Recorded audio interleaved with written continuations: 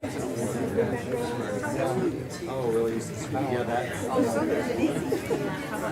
everybody. On behalf of FCA's Federal Women's Program Committee, I'd like to welcome everyone to this year's event celebrating Women's Equality Day. Please welcome Board Member Jeff Hall, who will provide some opening remarks.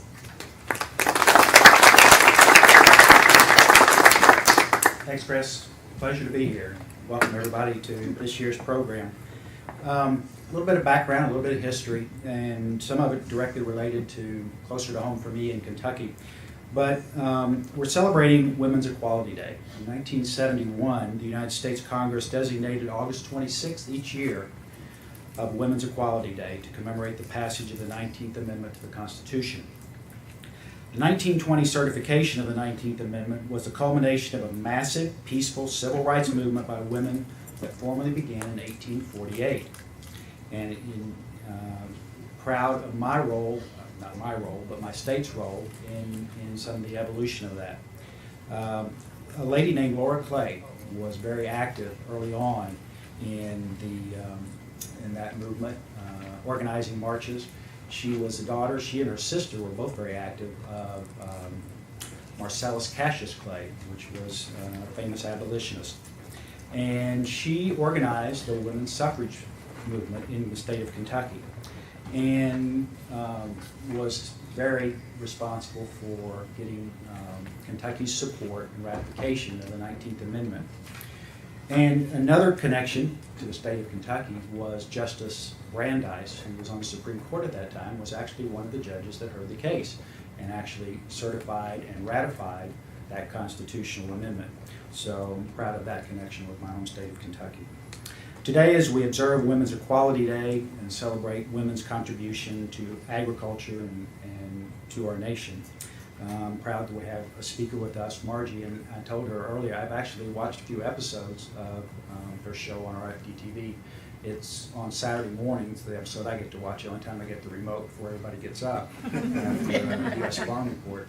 And a couple of episodes in particular that I remember, one was, I think it was in Texas, an 80-year-old farm rancher who still farms, and I remember her picking up those 50-pound feed sacks and feeding goats and sheep, and a pretty remarkable woman. And then there was a contrast in some ways, a young lady in Iowa who raised heirloom tomatoes, and I think she came from corporate world and decided that was something that she wanted to do. So it's really and it's really unique, I think, what you've done, and I think it's to be applauded, to highlight many of the contributions that women make on a regular day that we don't even see or recognize. So I appreciate the time. I'll turn it back over to Chris and let her make the formal introduction of Marji. Thanks for being here.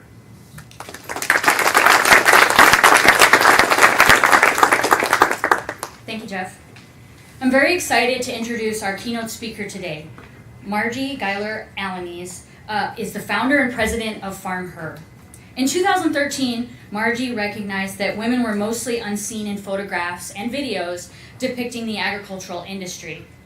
Women are serving as leaders in agriculture in many ways, including as owners, operators, landowners, workers, and mentors in agricultural operations.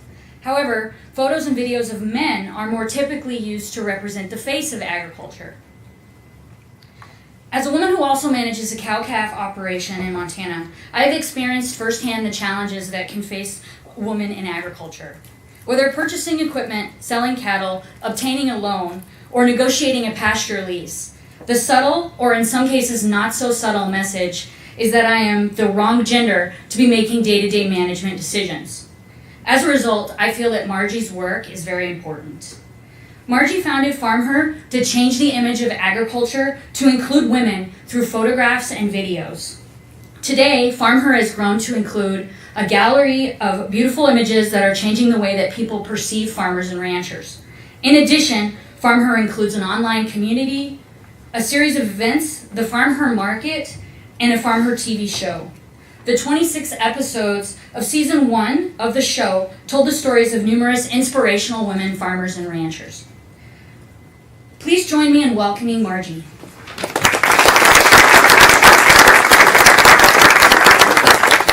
Thank you. you. I feel very honored to get to be here today for Women's Equality Day.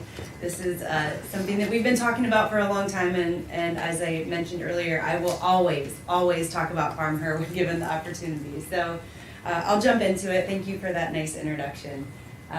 So I always start with this, and actually today I'm kind of dressed up, so this is not my normal everyday look, but this was me about 4.5 years ago.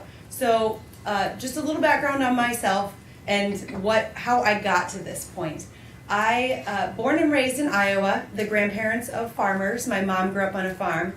I grew up in the country, but we had cattle there, but they weren't ours. Like, I wasn't responsible for them, so this is a really big distinction. But went to college for graphic design, journalism, and photography, and then I promptly started working in crop insurance because if you're from Iowa, you understand that that's a large industry in Iowa, and a lot of people go into insurance.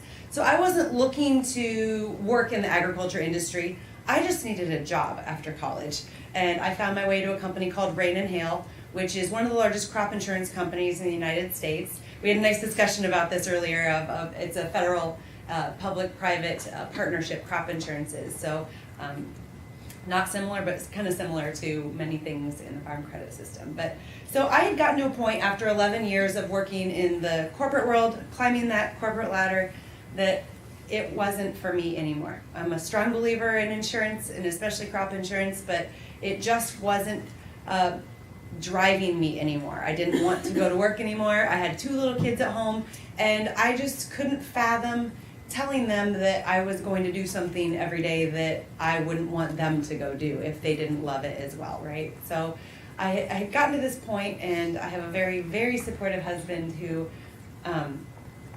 stood beside me when I decided it was time to leave that job. And crop insurance is like a really unique thing. And I always say, once you're in, you don't get out. So I didn't know what else to go do. I had spent 11 years climbing that ladder and didn't know where I was going to go next. And so this was a really big decision, and not knowing where to go, I just decided to quit, which I'm a pretty type A personality. I would never, we speak in front of young women all the time, and I always have to counter that with saying, now don't just go quit, obviously. I mean, it was, I hope, one of the hardest decisions I'll ever make, because I had given over a decade of my life to building that career. But I did decide to leave, and this is what my days look like, a little bit more now. So they were much younger at that time. Now I have a 6-year-old and 8-year-old, and they get to see a little bit more of what mom does, which was one of my big goals. But so I left on February 1st of 2013, and as soon as I left as soon as I walked out those doors, I found myself going, okay, now what? I took this time, I stepped away from this career to try to figure out what I'm gonna do next and what I'm passionate about and what I can use my skills for to go do something in this world. And I have absolutely no idea what that is. So it just so happened that weekend the Super Bowl was on. And I sat in my basement and I watched this commercial along with probably many of you, and I'm gonna show you this commercial now.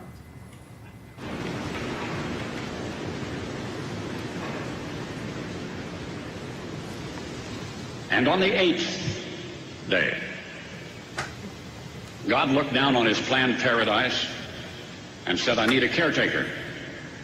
So God made a farmer. God said, I need somebody willing to get up before dawn, milk cows, work all day in the fields, milk cows again, eat supper, then go to town and stay past midnight at a meeting of the school board. So God made a farmer. God said, I need somebody willing to sit up all night with a newborn colt and watch it die, then dry his eyes and say, maybe next year. I need somebody who can shape an axe handle from a persimmon sprout, shoe a horse with a hunk of car tire, who can make harness out of hay, wire, feed sacks, and shoe scraps, who planting time and harvest season will finish his 40-hour week by Tuesday noon, and then pain in from tractor back, put in another 72 hours. So God made a farmer.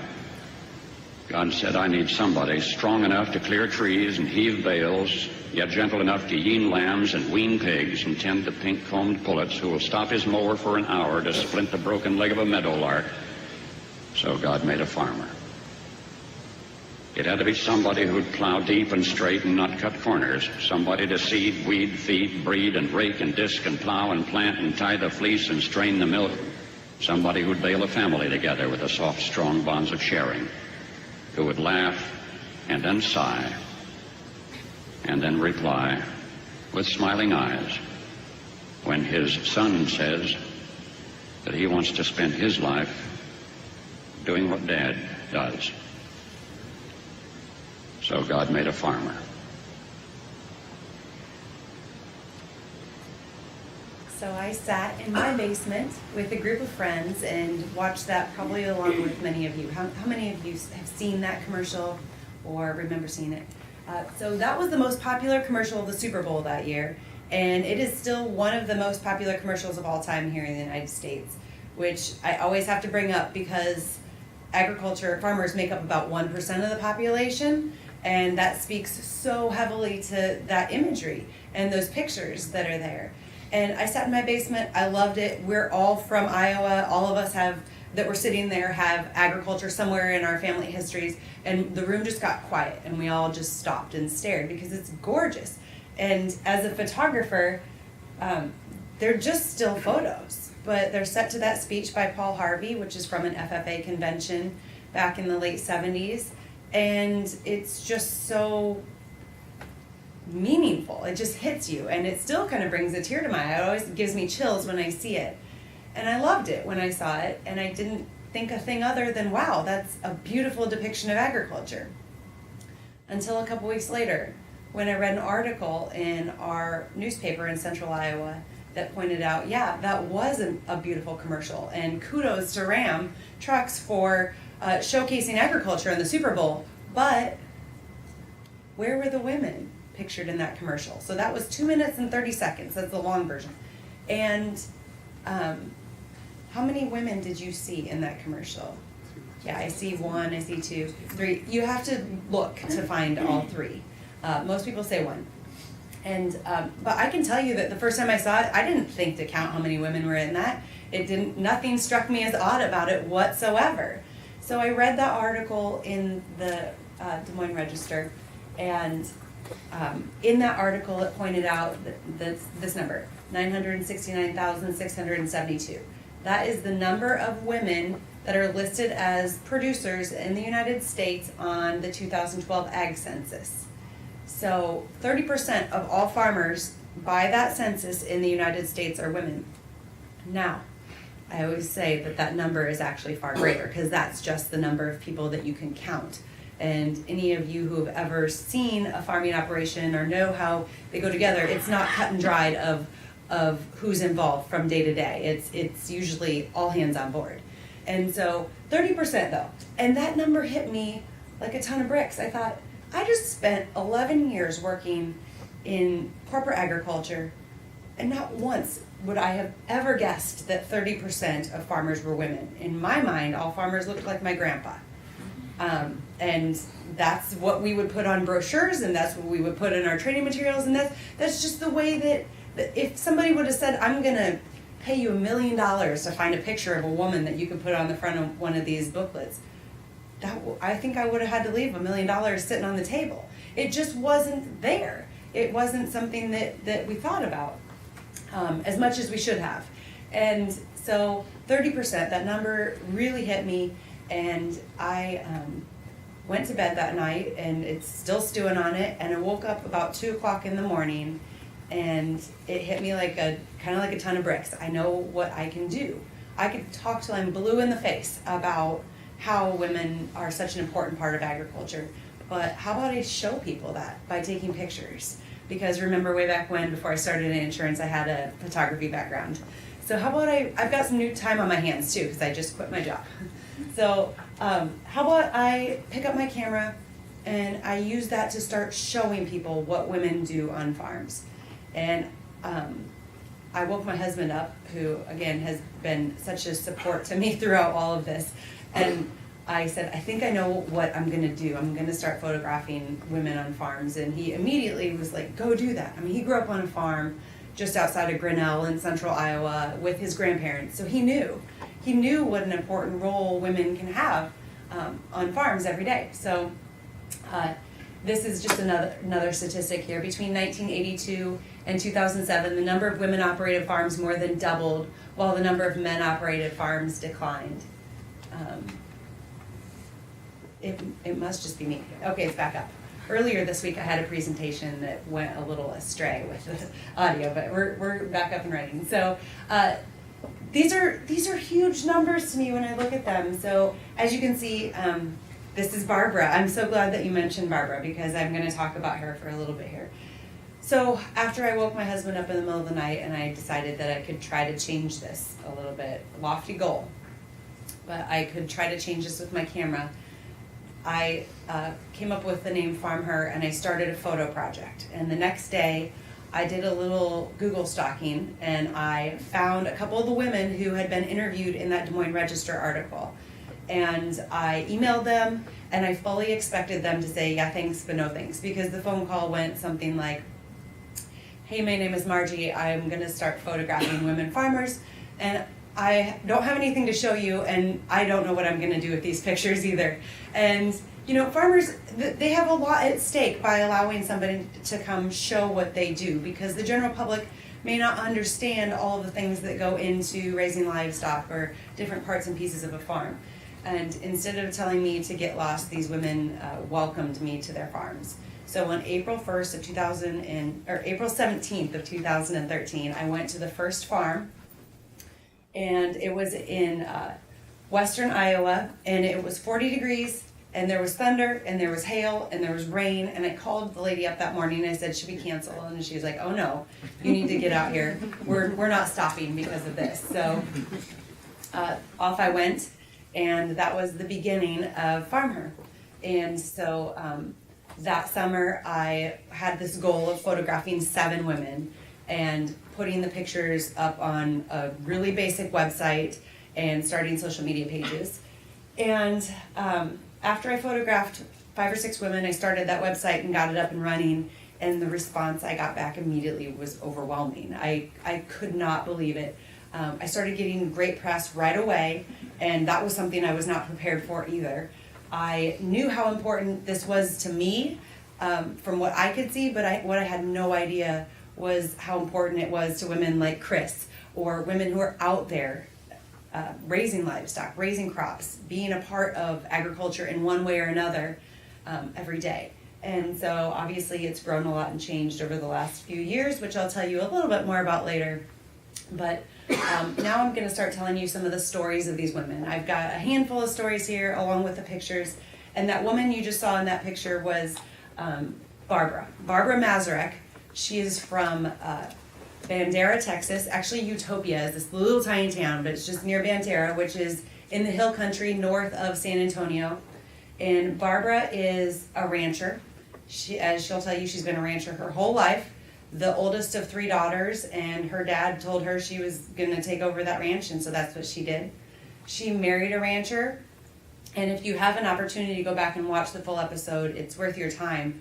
She has a tough story in that her husband was killed in a horribly tragic accident while feeding pigs at their ranch like almost 30 years ago when her kids were in high school and college.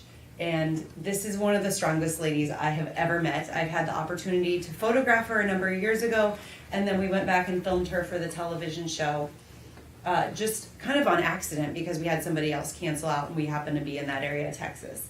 And I'm so glad we did. But the first time I visited Barbara, a lot of these pictures that you see, they were shearing goats that day. And Barbara raises boar goats and also Angora goats. And they were shearing the Angora goats that day. And normally she is there working on the ranch all on her own. But that day her son and daughter-in-law were there. And she is a tough, tough lady. When she walked out of that hallway, I always loved this. That goat on the wall, she turned and looked at me and she goes, I shot that. And I was like, oh, okay, Barbara. But a tough, tough, amazingly strong lady. When her videos went out on social media around the time that her show aired, I could not believe the number of comments and the number of positive comments about her from her community. She spent many years as a coach in the school system, and now that she's retired, she's a full-time rancher. But she is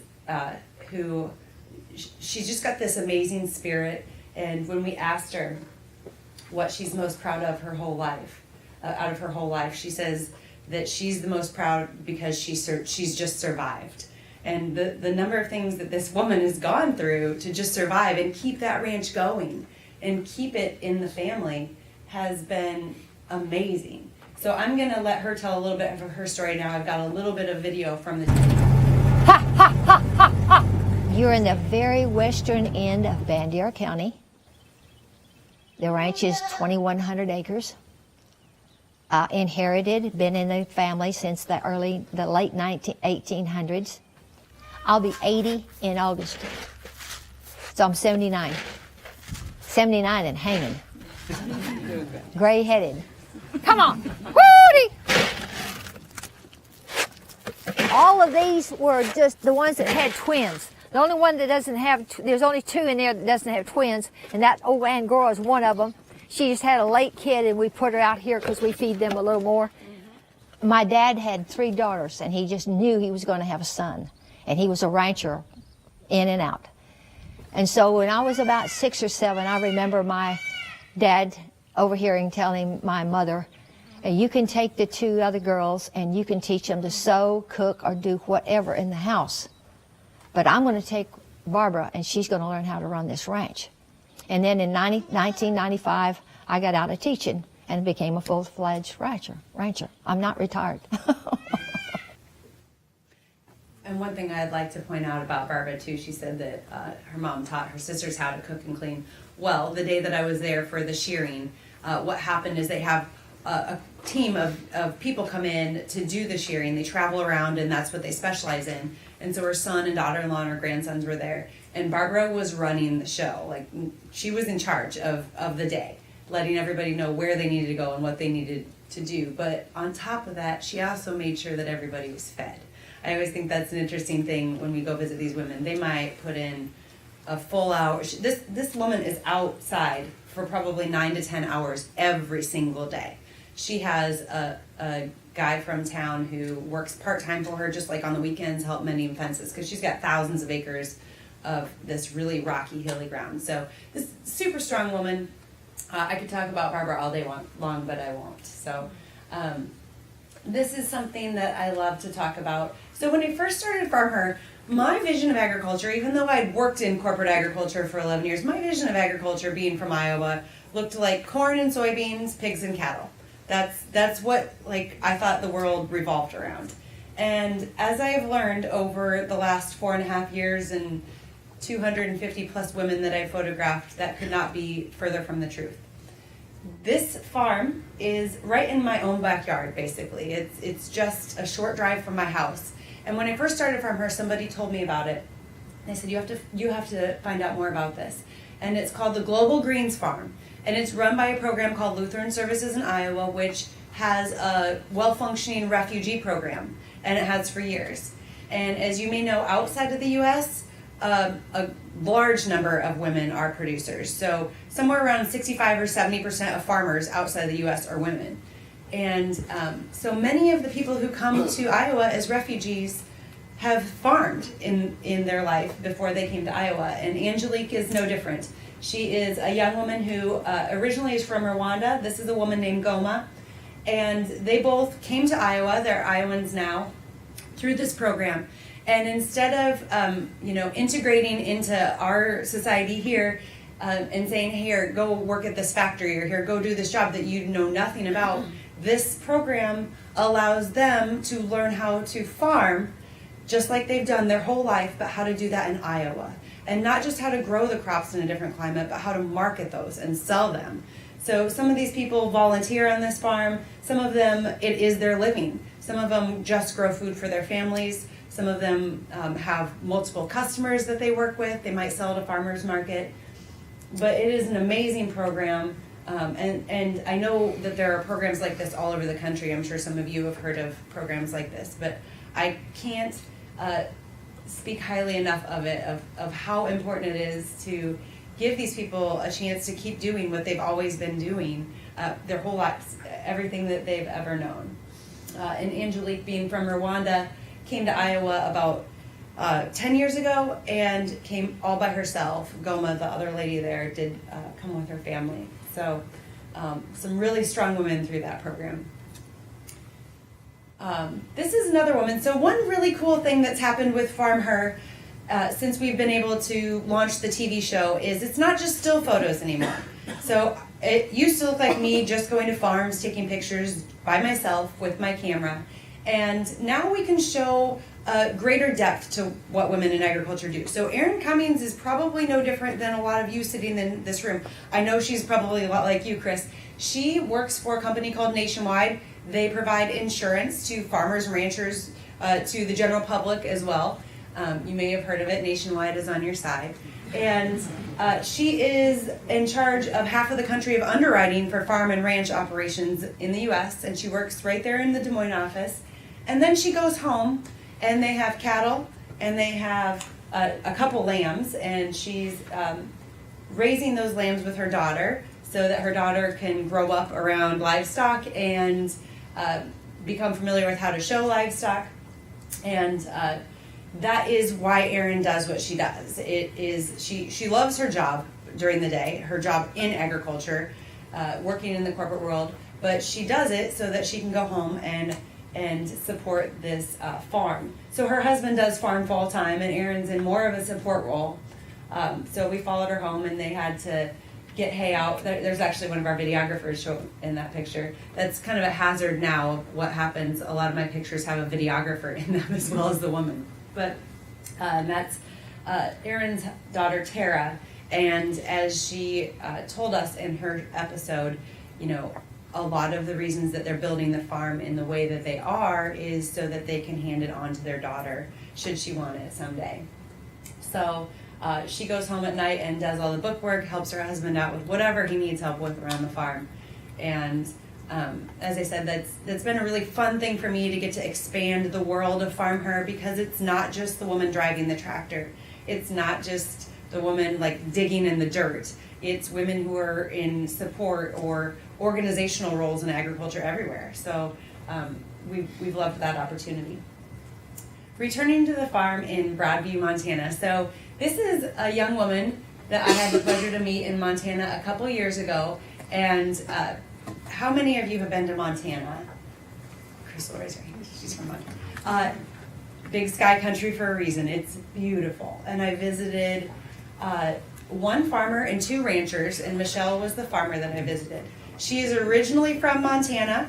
She said she's known since she was like 4 years old that she wanted to farm, but she didn't know that she would have an opportunity to do so. She went away to college, she got a graduate degree, and her dad called her and said, you know, your brothers aren't interested in the farm, do you want to come back? And she walked away from a career, and she was working in logistics, and she said she came back to the farm and never looked back. And so given that opportunity, she's back where she wants to be. And she's a really strong young woman, and she is in the leadership of the Grain Growers Association there in the state, which is a really big deal. Oh, and she's also the first pregnant person that I photographed. She was 9 months pregnant. And when you're a farmer, you don't get like maternity leave, you know, when you have a baby. So harvest was right around the corner, as you could see by the corn that was in some of those pictures. So I know for a fact that right after she had a healthy baby boy, they jumped in the tractor, car seat and all, in that seat next to her in the tractor, and off they go to harvest, because that doesn't wait for a baby. But Michelle is a really important person, I think, to talk about, because when you talk about diversity in agriculture, you know, pictures are one thing, but having women represented in different areas throughout agriculture is a whole nother thing. And having them there so that the next generation can look at that and go, well, I can go do that, I can go be that, is, I think, so important. And so Michelle has gotten involved in the Grain Growers Association, which is a really big thing in that state. And I think she's in line to be the president of that at some point, if she's not already.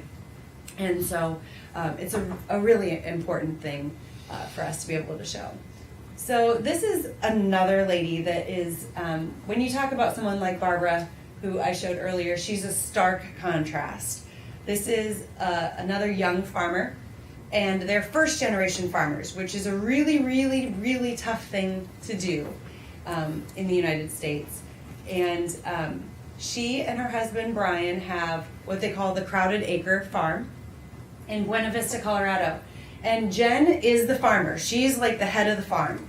And she grew up in like a suburb of Atlanta, I think, and always loved animals, worked in a vet clinic, and then decided to move to Colorado, met her husband, and she had worked in food service, and she wanted to know a little bit more about where her food was grown. She had her first child, the daughter there in the middle, and she had a milk allergy, so they got a dairy goat. And that's where this farm started. I always like to show this. We put the kids to work sometimes too when we're there. That's one of a light stand. So she had these really amazing little kids. So they have this farm called the Crowded Acre. It literally started as 1 acre with like chickens and pigs and goats, and it's grown now to like 150 some acres. And in trying to make their farm work and be sustainable, they put together this concept of like farm all the way to fork. And so they bought this Bluebird school bus, a 1984 Bluebird school bus, and renovated it into a commercial kitchen. And it is a food truck in downtown Buena Vista. If you find yourself in Buena Vista, Colorado, you probably better seek her out so that you can eat the tacos that they make, because they're really, really good. So what they do is all of the pork that comes from the pigs that are raised at their farm is directly turned into food that's served at that food truck. So they've completed the circle. They don't have to go outside of that circle and rely on anybody else for the prices that they get for their meat. And it's made their farm have a very sustainable model for a young farming operation. And here's a little bit of a video from Jen. She's pretty. By just kind of remaining open-minded about the process, we were able to fine-tune everything and have a farm model that we're really proud of and that we really want to see succeed. There's one drawback to this life she and husband Brian have built for themselves. I guess you could call it an occupational hazard. So I imagine around the schoolyard that I am known as the smelly mom. When I would go into town, which is a couple of times a day, mind you, because one of them, my youngest, is still in preschool, I am basically here, feeding animals, wrangling pigs, doing all of the things I have to do in the morning, and then running out the door to be able to go and pick them up on time. She'll lay down for us. What's she gonna do? What's her trick? What are you gonna do? Oh, there we go. Oh, a little bit further, just a little bit. Oh, there we go. There we go. There's no way that I'm ever going to have a chance to shower before actually going into town. So I walk in, to pick up the kids, and unfortunately there's poop on my boots and probably on my hands. And I'm standing there quietly, waiting for class to be out, and I just notice a little clear circle around. Hey, girls. A lot of the moms have learned what I do for a living. We actually have the school class. They come out and visit the farm, which is a lot of fun. And so I think that they have, kind of reconciled in their mind that I am a farmer and not just in general, really smelly, unclean person, which works out well in my favor. We had a really, really fun time visiting them. As you can see, she's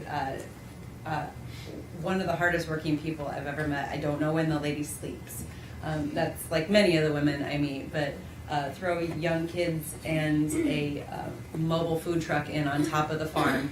And it's a pretty cool operation that they've built, and I think a really unique thing. And it was very fun to get to show. So very rarely do I actually get the chance to photograph during harvest. And as far as the row crop world goes, you plant them in the spring and you wait for them to grow and you cross your fingers and hope the weather goes well. And then you have like 3 weeks of harvest in the fall, maybe 4, maybe a little bit longer depending on how much land you have. But being that I have little kids and a busy schedule and I can't always just drop things to go photograph, and farmers generally aren't like, hey, come take up a bunch of my time while I'm trying to get the crops out of the field, which is the most important part of the year for them. So I haven't had a chance to photograph at harvest until about a year ago. I photographed this woman named Gail Starkweather.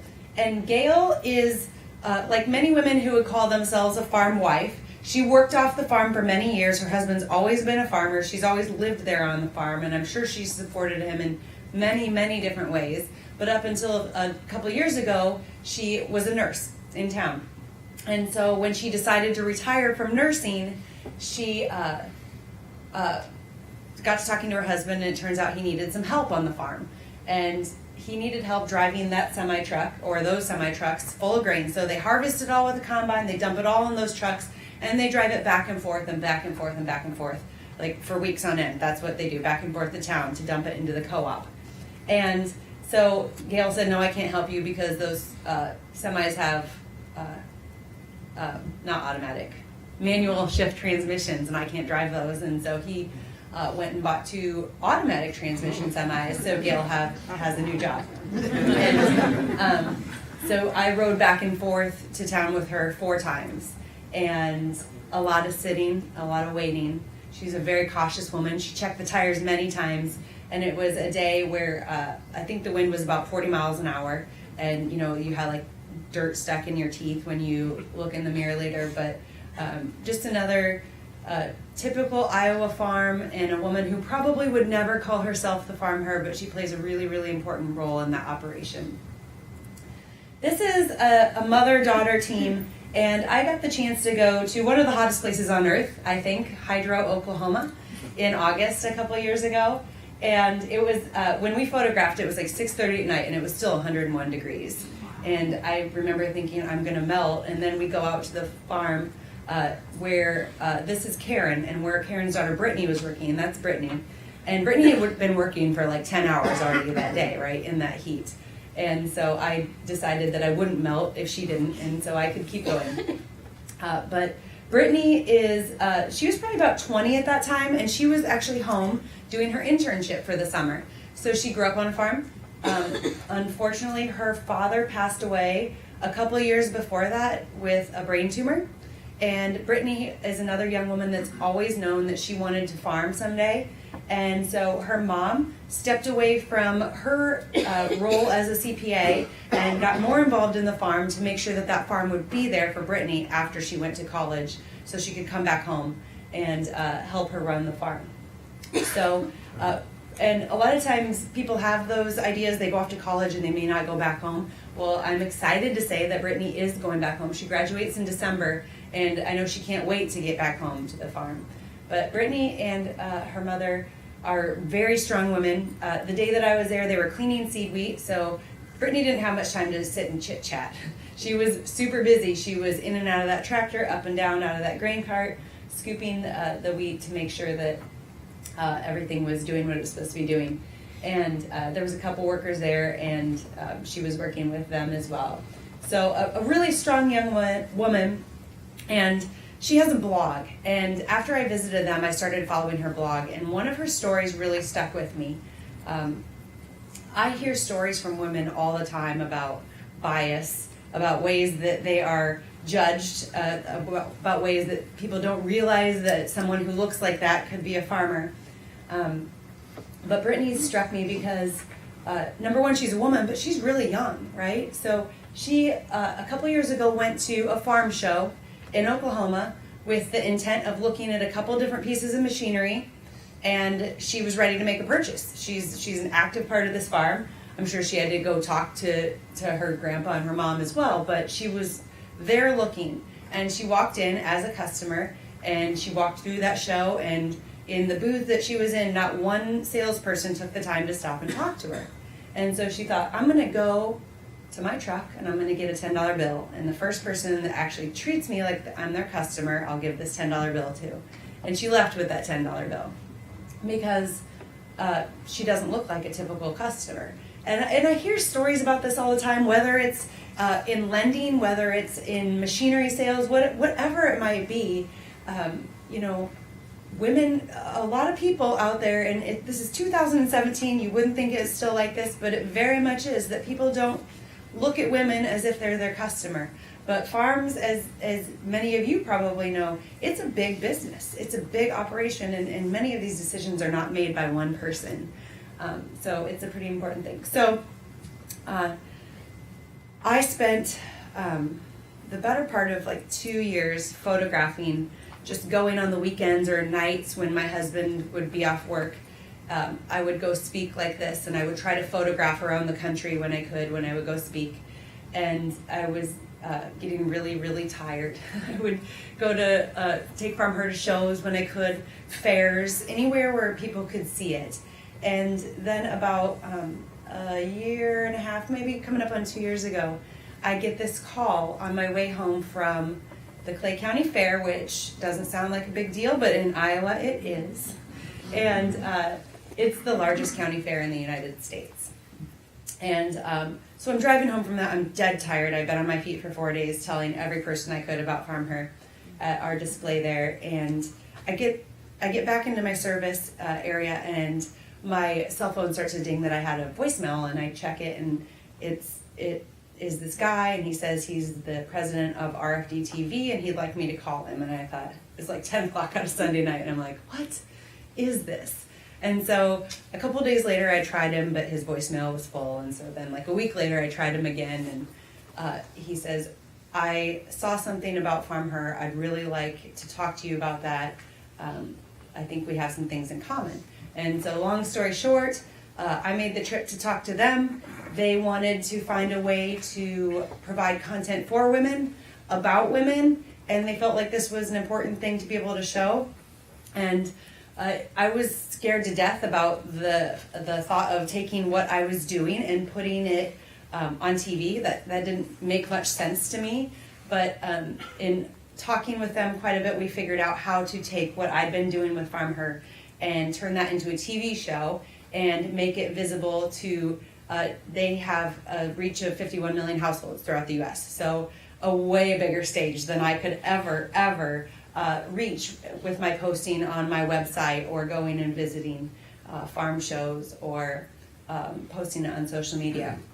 So we came up with this plan about how we would do it, and we started filming 26 episodes for season 1, and I'll show you a little bit about what happened during season 1 of our TV show. All right, I'm rolling. Okay.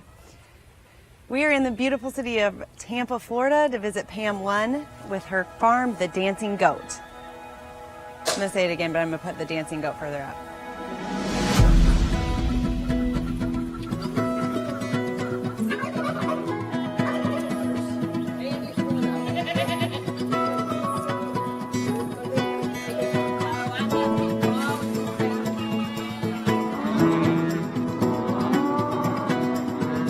Being a woman in agriculture is all I've ever known. It's a hard life, but a very rewarding life. I think we should grow blueberries. Let's farm. give it a try. Like before, I'd have to set my alarm, and now I don't have to. I get up. I'm very proud to be with her, very proud to be a part of this farm and what she's doing with it. How have you been? I'm good, and you? Good to see you. You're in the very western end of Bandera County. I mean, it was a passion. It was a passion, and a lot of people want to do it.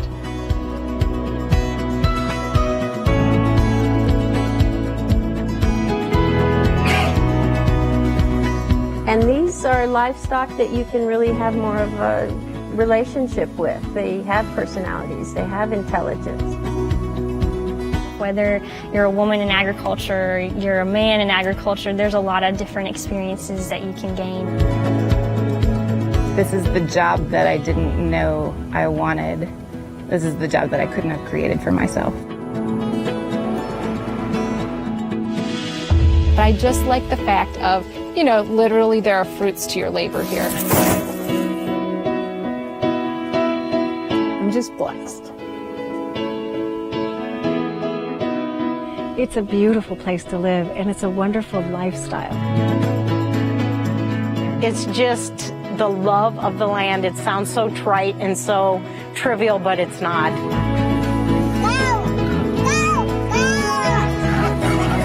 I farm with my sister. I farm with my dad. I farm with my mom. Doesn't get any better than that. The farmer isn't the same old coveralls and pitchfork and the wife with an apron, and that's just not what farming is to me anymore. For her, it's like candy. Present her with a scientific puzzle, and she actually figured it out. Woo!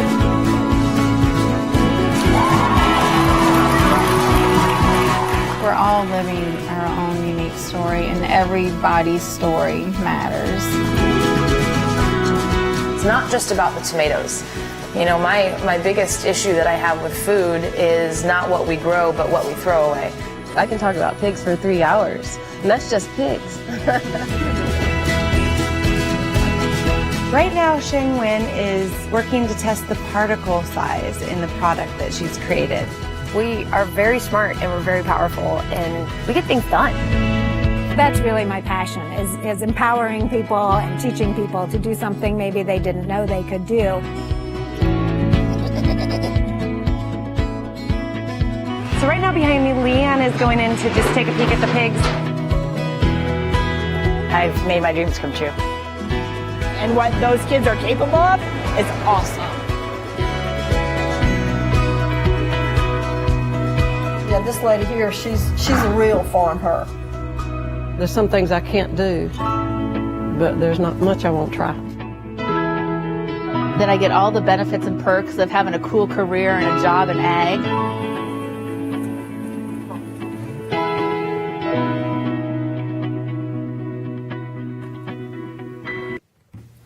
So that is a recap of season 1. I think you saw every person that we visited in season 1, and if I remember right, it's 43 people, 26 episodes, and it was a lot of fun to get to show.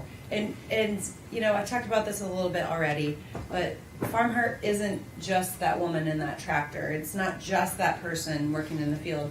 Some of these women are volunteers. Some of them just care about food. Some of them are just trying to grow food for their family. Some of them are trying to feed the whole darn world.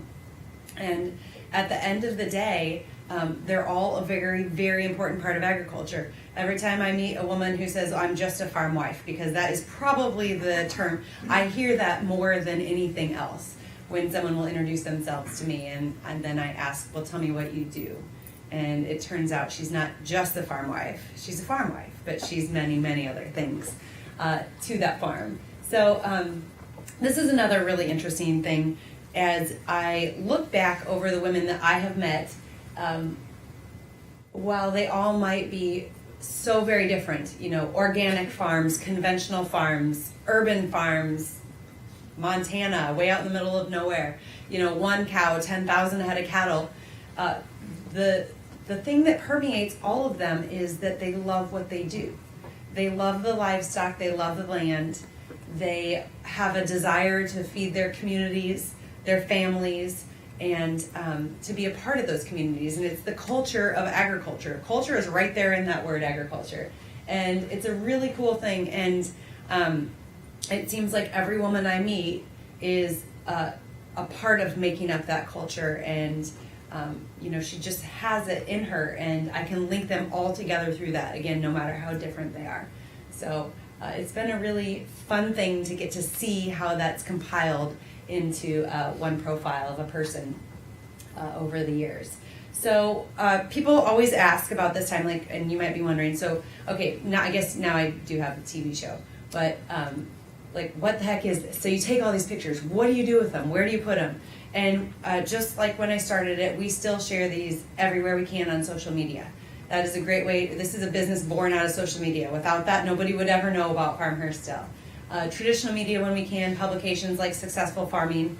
We actually had a full-page article in Oprah magazine a couple of years ago, and that picture on the right there is a woman that I photographed named Lois, showing her goat Gracie, a picture of them in Oprah magazine. So something that I absolutely love when we get an opportunity like that, because it takes agriculture and it puts it in front of an audience that probably would never connect with agriculture otherwise, but they're not really learning about agriculture, it's more stories of these women. So it's a different angle of sharing agriculture's story, for sure. And then a couple years into it, I got a young woman on my team who is an intern through Iowa State University, And I had been going to these events in Illinois called Women Changing the Face of Ag, and they're events for young women. And I would go to these events and I would drive home and I would think, man, we need this. Like, we need this because the number of farmers is not increasing in the United States, it's decreasing. And the average age is increasing as well. And so what do we do to keep young people interested and involved in agriculture? And so I would go to these events and I would drive home and then I would just be really tired and think, yeah, I'm not an event person, I don't know. And then this young woman named Lexi joined my team, and maybe she was just like young enough and naive enough to go like, let's throw an event, let's host this event for young women. And maybe I just was tired enough to be like, yeah, okay, let's do it. And so we kind of combined our ideas and came up with this event, Grow, which you see the logo on the left side of the screen. And so we started these 3 years ago in Iowa, and since then have expanded them. The first year we had 250 attendees. We sold out all of our tickets. I couldn't believe that many people, young women, ages 16 to 22, showed up. But it's a day full of empowerment, inspiration, and I'm a firm believer if you put a strong woman up on the stage and show her to the young women in the audience, that they will look at that and they will know that they can go do that. Whether that woman's a producer or she's a professional in agriculture, whatever that might be. And so they've been really fun. They have super energy. And last year we had one at Penn State, Oklahoma State, University of Nebraska, and at Iowa State. And this year we're going on a 6-state college tour with that. So we're super excited about the impact that we're able to make and the number of young women that we're able to reach through that. And so what would happen with those is we would have women of all ages asking if they could come to this conference, but it's really targeted at that age of young woman. So we created an all ages event called I Am FarmHer. We had our inaugural one in June, and again, I wasn't sure if anybody would show up, but we had women from 23 states attend. We sold out of 150 tickets. We started small, and we're going to keep growing that event as well because it was a wonderful way for women to be able to connect with each other over agriculture, over just being women, working in the same field, literally. So that's a little bit more about what we have done with FarmHer over the last few years.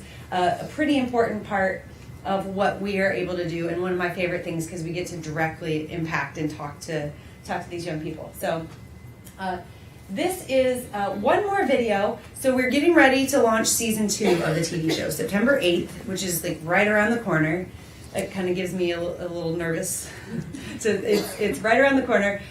We've been filming for about 8 months to start season 2, but I want to show you just a little preview. This actually aired on the end of season 1. We have a new preview that came out since I sent this presentation to you guys, but here's just a little bit about season 2, I think.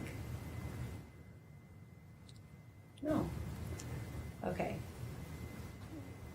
Hold on, let's see. Maybe there's not a little bit about season 2, but that's okay. So go to our social media, FarmHer1 on Facebook or Instagram or anywhere else, and the next day or two you'll be able to see a trailer for season 2 that's coming out in just a few weeks. So I always like to end with this. This whole journey over the last 4 years has been so completely out of my comfort zone.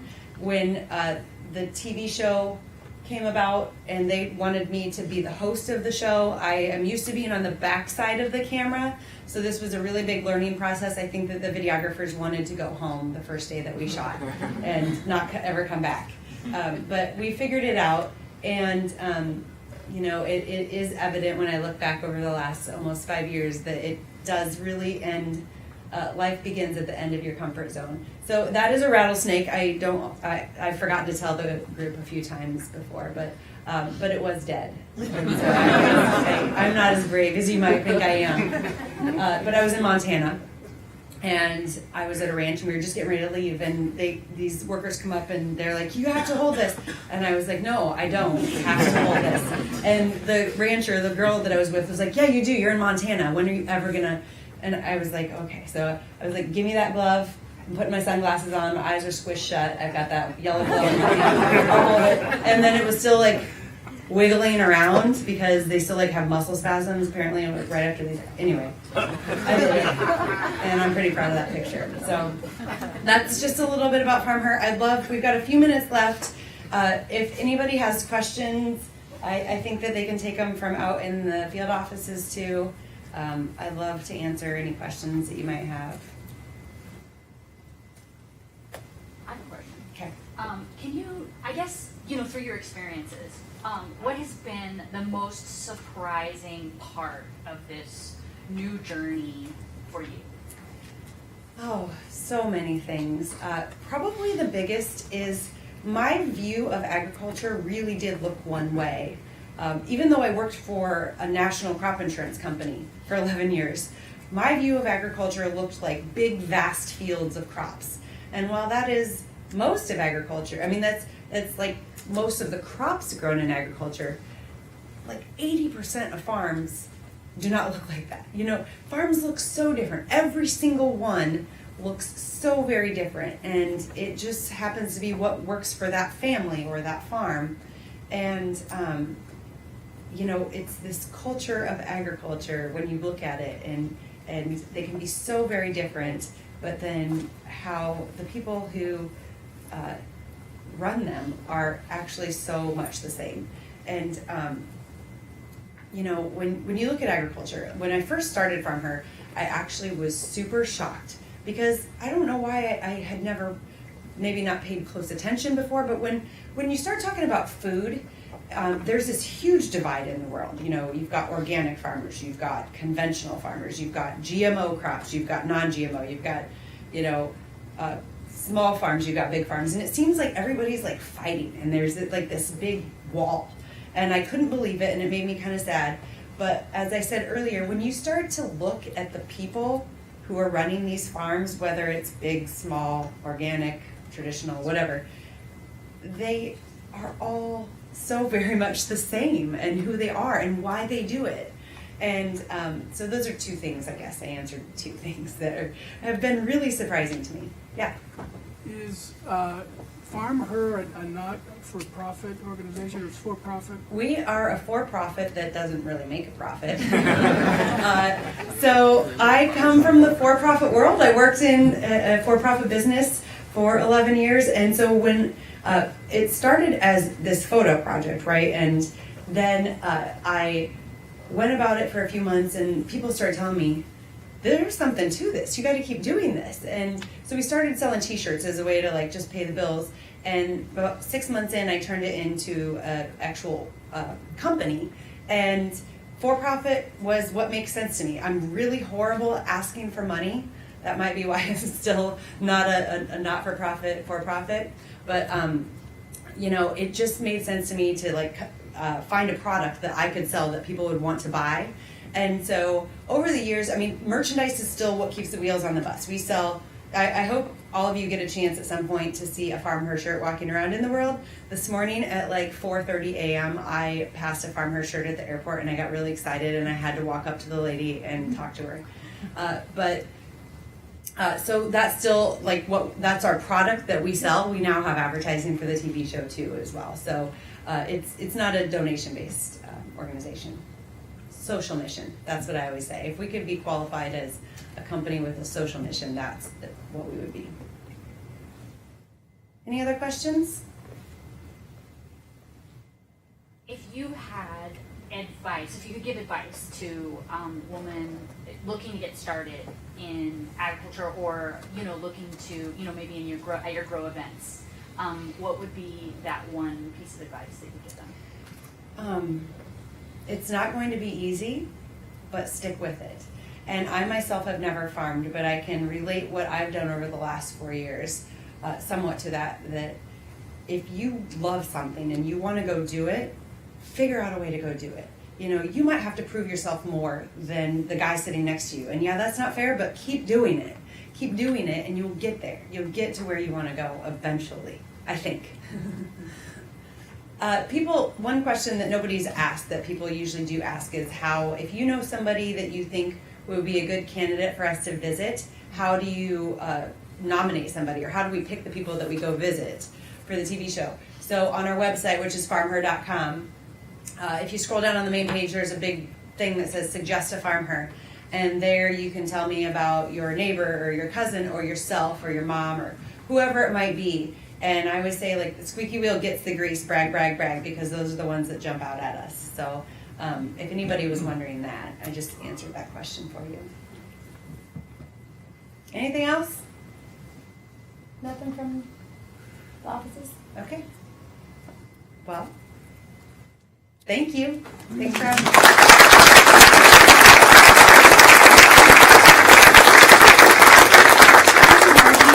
That was really great. For all of you who might want to take an opportunity to watch Marji's presentation again, this will be videotaped and on our YouTube channel.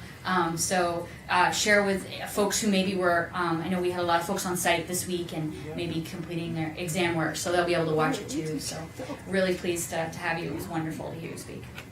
Thank you.